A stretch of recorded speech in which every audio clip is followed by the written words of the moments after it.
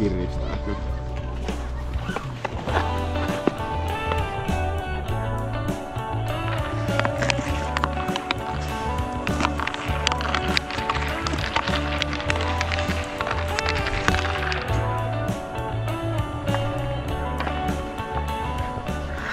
Nää on mun eka tuijit tähän vuoteen. Älkää ihmetelkö miksei suju niin hirveän hyvin alkuun.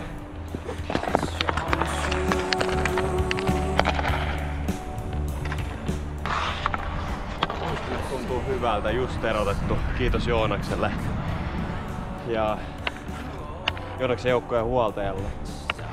Täällä ollaan Matikylä kentällä. Tyhjä kenttä. Meikä saada täällä ihan yksi kuva video. Nättiä.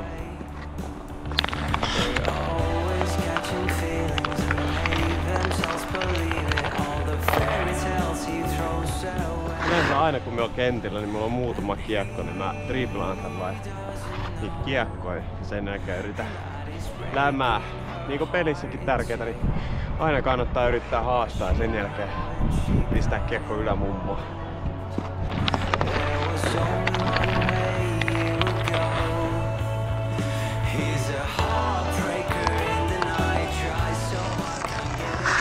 En oo mikään jääkiekkoilija, pelasin joku 3 kautta jääkiekkoa, kävin kiekkokoulu ja sen jälkeen muutamat junnukaudet siihen, sen jälkeen jatkoin sit vaan salibändille ja jalkapallolla. Muuten salibändiä tulee nyt ensi vuonna sitten 20 vuotta täyteen. Vieläkin ollaan lajiparissa.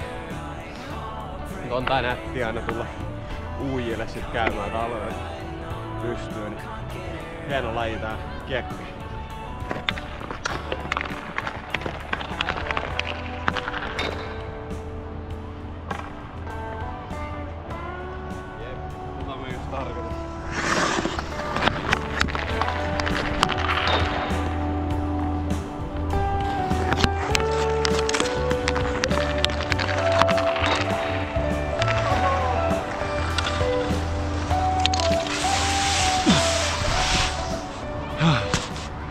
Hiki tulee.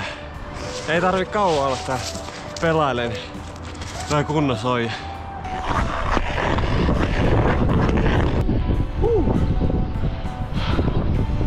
Täällä on tänään +1 eli aika täydellinen keli tämmöseen touhuun. Nyt on vähän parempi.